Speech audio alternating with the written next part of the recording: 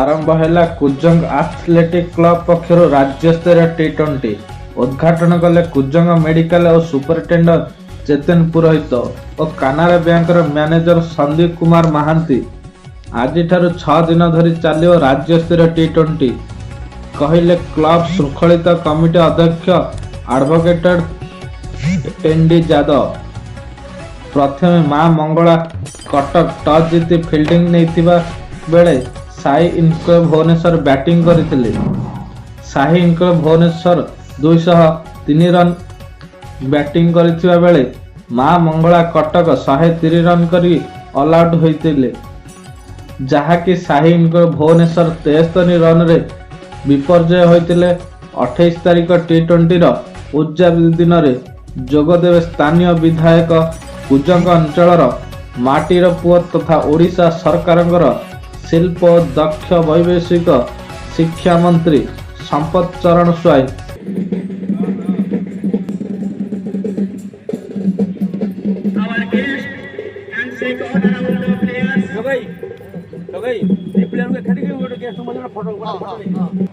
Be ready for that.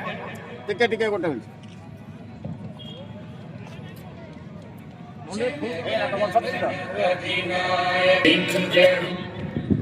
You call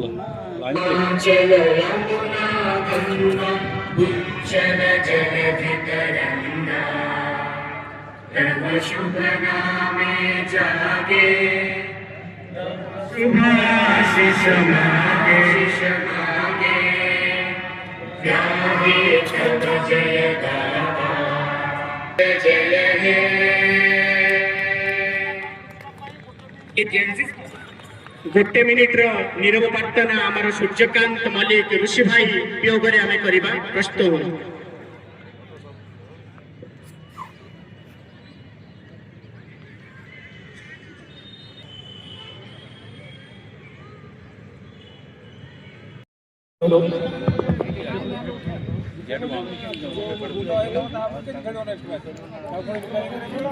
Second ball of the second over. Here is Kundan. Right arm over the wicket to the Vivek. Excellent delivery. Excellent delivery. Outside of the off stump. Wicket keeper collects the ball. Kundan Yadav द्वारा सुंदर bowling प्रदर्शन एवं batsman विवेक सुंदर भाव में outside the stump clean करथिले ball T ball चली जाइला विकेट कीपर को पाखकु। द्वितीय ओवर द्वितीय बॉल कुंदन यादव को तृतीय बॉल पर प्रस्तुति Maharashtra.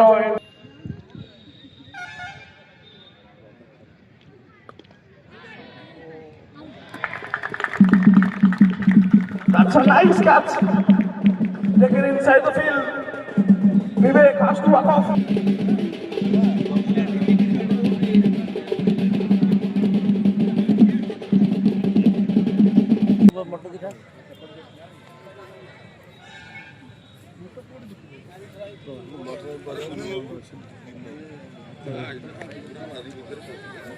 Satyajit Sawant is the new batsman replacing Vivek Kumar.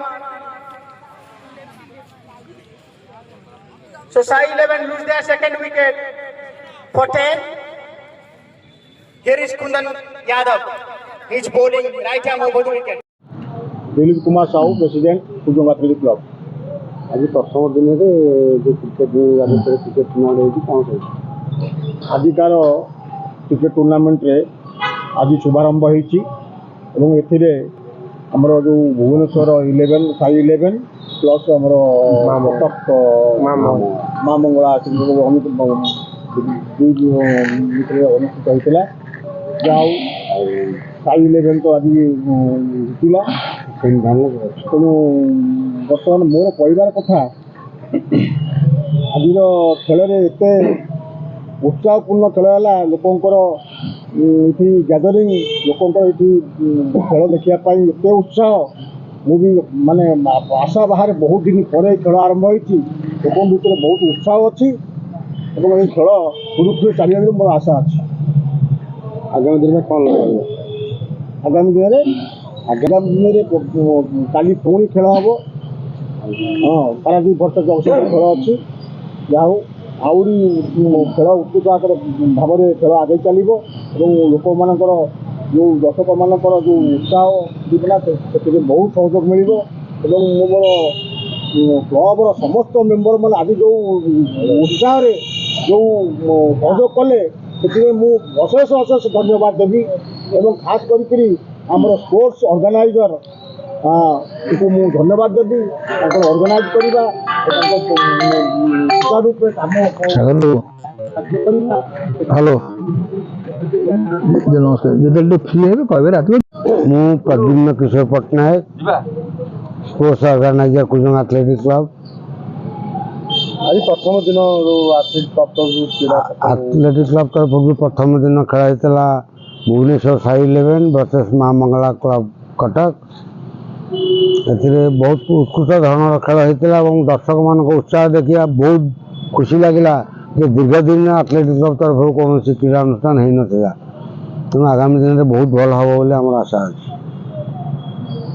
ଏତେ ସଂଖ୍ୟାରେ ଆଜି ଦର୍ଶକ ଭରି ବୁଲିଥିଲେ କ'ଣ କହିବେ ଯେ କୁଜଙ୍ଗ ଆଥଲେଟିକ୍ କ୍ଲବ ଯେଉଁ ଭାଇଚାରା ସୃଷ୍ଟି କରିଛି ଯେଉଁ ଖେଳକୁ ନେଇକି?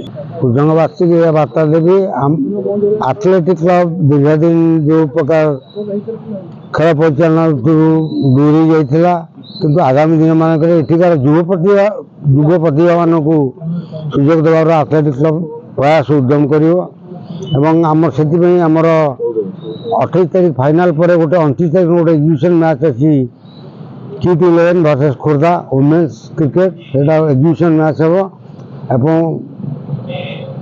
ଯୁବ ପ୍ରତିଭା ଏବଂ ଝିଅ ପିଲାମାନଙ୍କର ଖେଳର ଉନ୍ନତି ପାଇଁ ଆଥଲେଟିକ୍ କ୍ଲବ ଭରପୁର ପ୍ରୟାସ କରୁଛି। AND ଯାଦବ କୁଜଙ୍ଗ ଆଥଲେଟିକ୍ କ୍ଲବର ଶୃଙ୍ଖଳା କମିଟିର ଅଧ୍ୟକ୍ଷ। କୁଜଙ୍ଗ ଆଥଲେଟିକ୍ କ୍ଲବ ତ ବହୁତ ମୁଁ ଭାବୁଛି ଆଜି କୁଜଙ୍ଗର ଏକ ଯେଉଁ ଖେଳ ବିଭାଗରେ ଆଜି ଗୋଟେ ଐତିହାସିକ ଦିନ କଲେ ଅତ୍ୟୁକ୍ତି ହେବନି। ଦୀର୍ଘ 17 ବର୍ଷ ପରେ ଆଜି କୁଜଙ୍ଗ ଆଥଲେଟିକ୍ କ୍ଲବ ତାର ଆଜି ଯେଉଁ ଉଦ୍ୟମ କରିଛି ତାହା ନିଶ୍ଚିତ ପ୍ରଶଂସନୀୟ ଏବଂ ମୁଁ ଧନ୍ୟବାଦ ଦେବି ଆମର ବର୍ତ୍ତମାନ କ୍ଲବର ଯେଉଁ ସମସ୍ତ ଆମର ଅଛନ୍ତି ସବୁ ସବୁ ଯେଉଁମାନେ ସବୁ ପଦପଦବୀ ହେଉ ସଭ୍ୟମାନେ ଏବଂ କୁଜଙ୍ଗ ଭାଇମାନଙ୍କର ଯେଉଁ ଉଦ୍ୟମ ଆଜି କୁଜଙ୍ଗ ଇତିହାସ ଗୋଟେ ପରିବର୍ତ୍ତନ ହେବାକୁ ଯାଉଛି ଏବଂ ଆମର ଆଜି ଯେଉଁ ଖେଳ ହେଲା ତା ସରିବ 28 ତାରିଖ ସରିବ ଏବଂ ସେଇଦିନ ଆମର ଯେଉଁଦିନ ପୁରସ୍କାର ବିତରଣ ଉଦ୍ଯାପନ ଦିନ ଆମର ଏ ଅଞ୍ଚଳର ତଥା ଏ ଅଞ୍ଚଳର ବିଧାୟକ ତଥା ଏ ଅଞ୍ଚଳର ମାଟିର ପୁଅ ହିସାବରେ ଆମେ ଆଜି ଦୀର୍ଘ ଦିନ ଧରି ଆଜି ଯେଉଁ ଜଣେ ଅଞ୍ଚଳର ମାଟିର ପୁଅକୁ ଜଣେ ଆଜି ପାଇଛୁ ଓଡ଼ିଶା ସରକାରଙ୍କର ଦକ୍ଷତା ଓଡ଼ିଶା ଶିଳ୍ପ ଦକ୍ଷତା ଓ ବୈଷୟିକ ଶିକ୍ଷା ବିଭାଗ ମନ୍ତ୍ରୀ ଓଡ଼ିଶା ସରକାରଙ୍କର ଆମର ସମ୍ମାନୀୟ ଶ୍ରୀଯୁକ୍ତ ସମ୍ପଦ ଚନ୍ଦ୍ର ସ୍ୱାଇଁ ମହୋଦୟ ସେ ଆସି ଉଦ୍ଯାପନ ଉତ୍ସବରେ ମୁଖ୍ୟ ଅତିଥି ଭାବେ ଯୋଗଦେବେ ଏବଂ ଆପଣମାନେ ଆଉ ଗୋଟେ କଥା ମନେ ରଖନ୍ତୁ କୁଜଙ୍ଗ ଆଥଲେଟିକ୍ କ୍ଲବ ତାର ନିଜସ୍ୱ ଉଦ୍ୟମ କରିବା ସଙ୍ଗେ ସଙ୍ଗେ ଏ ଅଞ୍ଚଳରେ କିପରି ବିକାଶ ହେବ ସେ କଥା ମଧ୍ୟ এটা ଉଦ୍ୟମ କରାଯିବ। ଅତୀତରେ କୁଜଙ୍ଗ ଆଥଲେଟିକ୍ କ୍ଲବ ଆଜି ଯଦି କୁଜଙ୍ଗରେ ଆଜି କିଛି ଉନ୍ନତି ହୋଇଥାଏ ଆଜି କୋର୍ଟ ହେଉ ଆପଣଙ୍କର ସବ୍ ଲିଷ୍ଟ ହେଉ ଜେଲ୍ ହେଉ ତାହା ହିଁ କୁଜଙ୍ଗ ଆଥଲେଟିକ୍ କ୍ଲବ ତାର ଉଦ୍ୟମ ଯେଉଁ ବଡ଼ ଭାଇମାନେ କରିଛନ୍ତି ତାଙ୍କୁ ମଧ୍ୟ ଆମେ ଆଜି କୋଟି କୋଟି ପ୍ରଣାମ କରୁଛୁ। ତେଣୁ ଆଜି ପୁନର୍ବାର ଆଜି ଆଥଲେଟିକ୍ କ୍ଲବ ତାର ଆଜି ଯେଉଁ ପ୍ରଥମ ଦିନ ଖେଳରେ ଆପଣମାନେ ଅନୁଭବ କରିଥିବେ ଆଉ ଆମର ଆଶା ନିଶ୍ଚିତ ଏ ଆଥଲେଟିକ୍ କ୍ଲବ ଆଗେଇବ ଯେହେତୁ ଅଞ୍ଚଳର ଜଣେ ମାଟିର ପୁଅ ସେ ଜାଣିଛି କୁଜଙ୍ଗ ଅଞ୍ଚଳର କ'ଣ ଆଜି ଏ ଅବସ୍ଥା।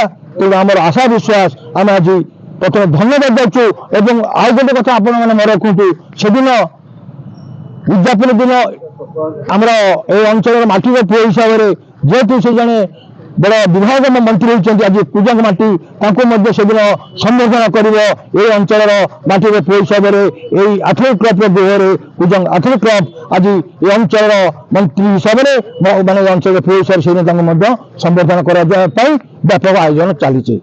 ଧନ୍ୟବାଦ। ଦେବାଶିଷ ପାଣିଙ୍କ ରିପୋର୍ଟ ନ୍ୟୁଜ ଉପାନ୍ତ ଖବର।